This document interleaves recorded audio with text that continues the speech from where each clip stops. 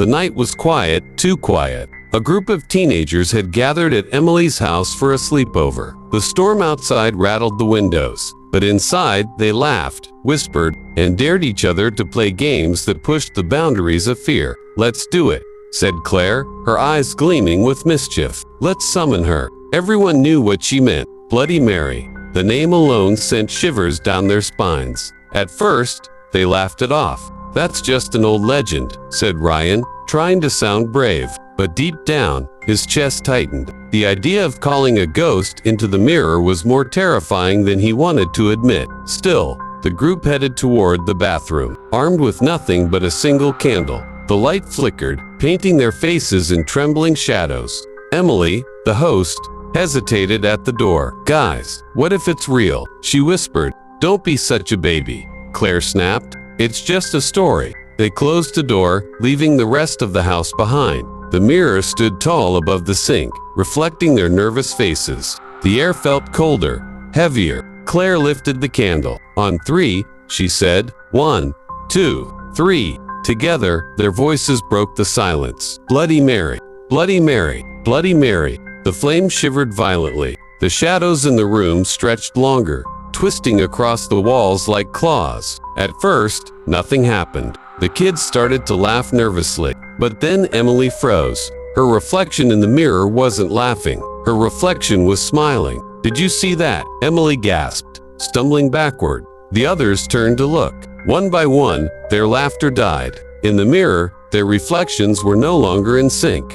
Their doubles blinked too slowly. Their heads tilted unnaturally, their smiles growing sharper, wider. Suddenly, the mirror went black, swallowing their reflections whole. From the darkness inside the glass, a pale woman emerged, her face soaked in blood. Her eyes hollow, her hair matted and dripping. Her mouth stretched, open in a silent scream that filled the room. With an unbearable pressure, the candle blew out. The bathroom was plunged into darkness. Ryan fumbled for the doorknob, but the door wouldn't budge. The mirror pulsed like it was breathing, and then a hand shot out. Long, jagged nails scraped across Emily's arm, drawing blood. She shrieked as the figure tried to drag her inside. "Help her!" Claire screamed, pulling Emily back. But the strength from the other side was unnatural. The sound of glass cracking filled the room, as if the mirror itself wanted to shatter. With one final scream, the candle flickered back to life. And just like that, the woman was gone. The mirror was whole again. Emily collapsed to the floor, sobbing, her arms streaked with deep scratches. The door suddenly swung open, and they all bolted out, never looking back. From that night on, Emily never used that bathroom again. She covered the mirror with a black cloth, terrified of what might look back at her. And sometimes, late at night, she swore she could still hear it. A whisper from behind the glass, "Bloody Mary, Bloody Mary, Bloody Mary." The house was silent. After that night, the group of friends swore never to speak of it again. They wanted to believe it had just been a trick of the light, a moment of fear feeding into imagination, but deep down, each of them knew something had followed them. Emily was the first to notice. Every time she walked past a mirror, she felt watched. Her reflection lingered too long, blinking half a second later than she did. Once, when brushing her teeth, she froze. The reflection didn't move at all. It just stared back, smiling faintly. With blood trickling from the corners of its mouth, she screamed and smashed the glass. But the next morning, the mirror in her bathroom was whole again. Meanwhile, Ryan started having nightmares. In his dreams, the bathroom mirror appeared, glowing faintly in the dark. From inside, he saw the woman Bloody Mary crawling toward him, her nails screeching against the glass. He would wake up drenched in sweat, his chest heaving, only to find scratches across his arms, as if something had clawed him during the night. Claire tried to be brave, pretending none of it was real, but even she couldn't hide from what happened next. One evening, while she was home alone, she caught sight of herself in the hallway mirror, only it wasn't herself. Her reflection tilted its head slowly, eyes glowing red. Then, with a horrible cracking sound, the reflection pressed its bloody hands against the inside of the glass. Claire stumbled backward, but the reflection's mouth moved. No sound came out, but she could read the words clearly. "You called me. Now you belong to me." She fainted on the spot. A week later, the group gathered again, desperate to understand what was happening. Emily's arm was still scarred, Ryan's nightmares grew worse, and Claire refused to be left alone in any room with a mirror. "This isn't just a game," Emily whispered. Trembling, "We've unleashed her. There has to be a way to stop it," Ryan insisted.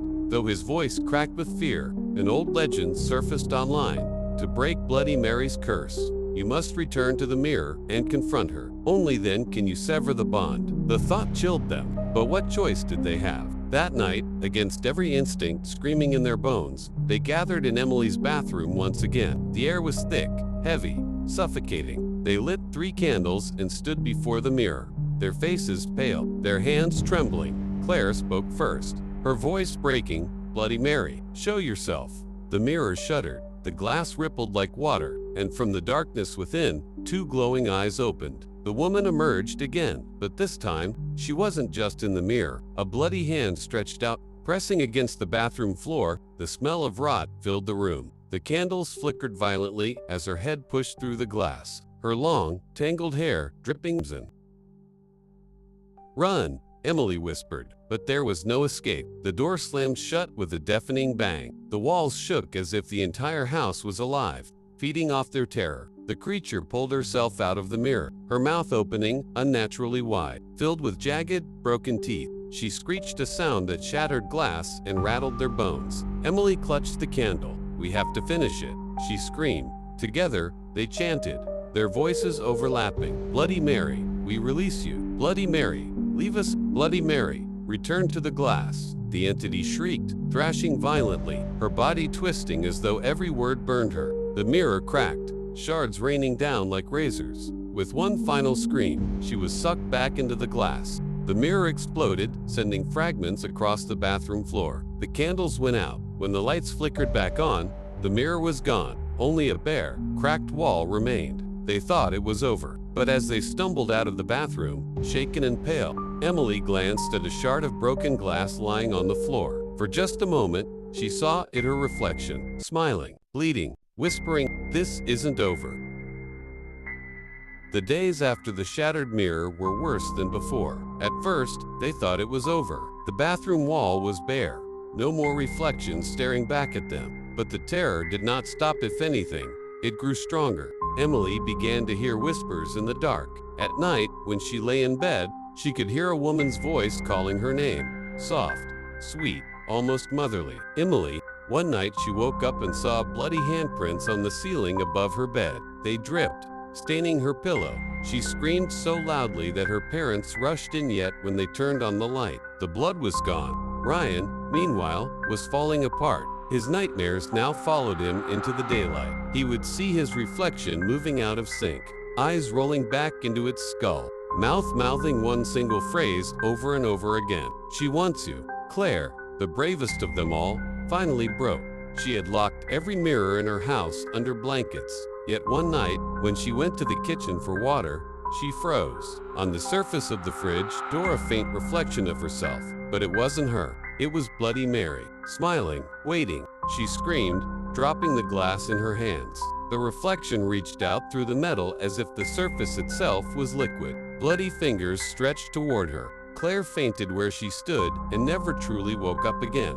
The doctor said she was in a coma, but her family swore her lips moved at night, whispering, "Bloody Mary." Emily and Ryan were the only ones left. Terrified, desperate, they searched every legend, every old book, every website. Finally, they found a chilling passage. The curse cannot be broken. The one who calls her belongs to her. The only way to end it is to take another life and offer their soul in exchange.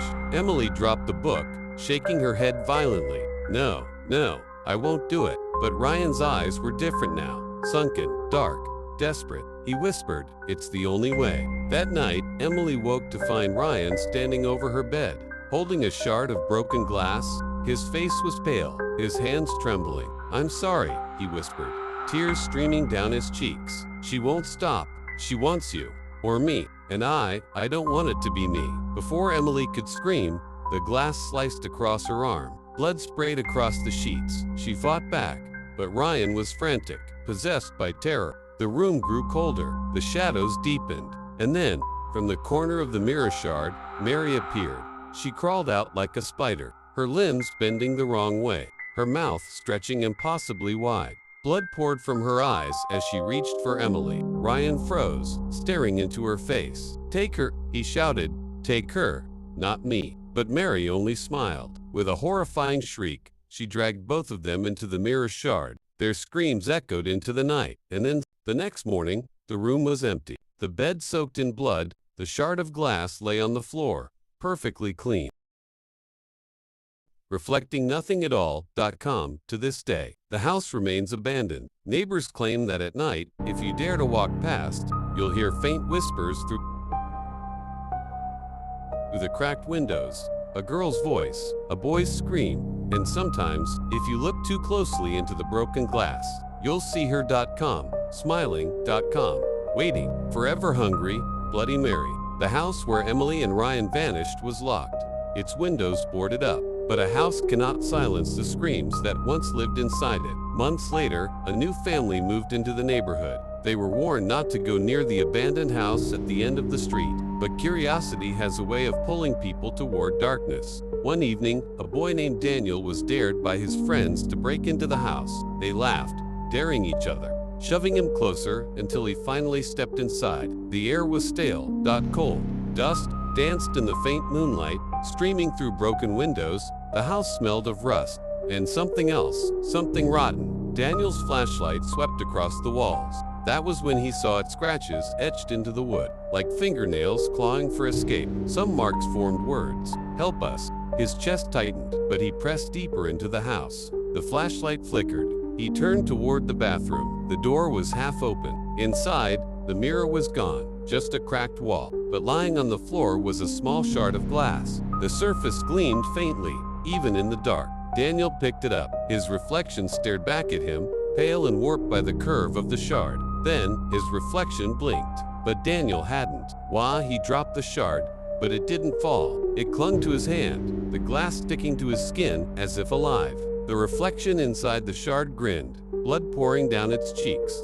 From behind him came a whisper, soft, gentle, female. "Say my name." Daniel spun around, his breath frozen in his lungs. Nobody was there. The whisper grew louder, closer, filling his ears, clawing into his mind. "Say it, you know my name." Against his will, Daniel felt the words form on his lips. His throat tightened as if someone else controlled his voice. Bloody Mary. The shard pulsed.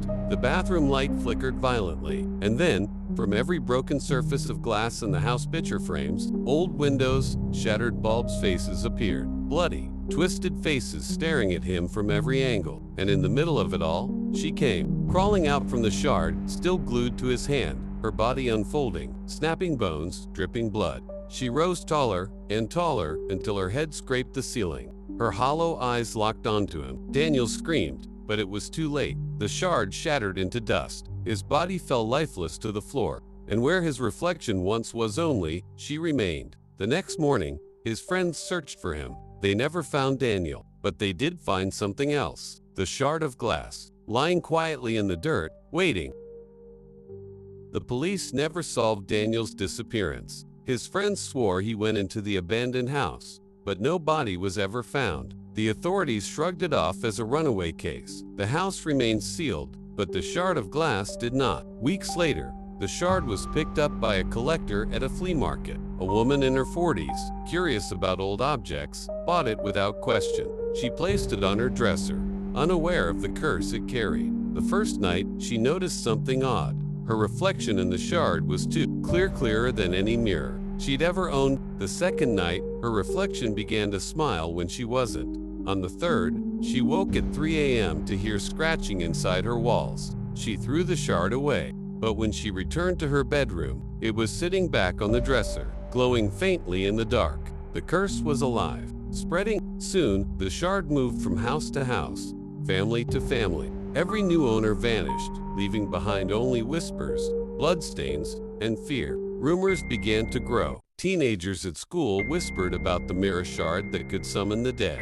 They dared each other to say her name. Some never returned. And so, the legend lived on. The final night, it was Halloween, when a group of thrill seekers broke into the abandoned house where it all began. They had heard the stories, seen the warnings, but fear was fuel to their curiosity. Armed with flashlights and phones to record every second, they entered the rotten bathroom. The walls still bore claw marks, and in the center of the floor lay the shard. "Let's do it," one of them whispered. They gathered in a circle, the cameras rolled, and together they chanted, "Bloody Mary, Bloody Mary, Bloody Mary." The shard vibrated, cracks spread through the walls. Every reflective surface in the house began to bleed, dripping thick, black blood that smelled of iron and decay. Then came the scream, a scream so loud the glass in their phones shattered. From the walls, the mirrors, the shard, she emerged. Not one figure, but many. Dozens of twisted, bloody versions of Mary crawling from every surface. Their hollow eyes glowed in the dark. The house shook violently as the teenagers screamed, but their screams were swallowed by hers. The cameras recorded only static. When the neighbors arrived the next day, the house was silent again, empty, but on the bathroom wall, written in dripping crimson letters, was a message. "You called me, now I am every..."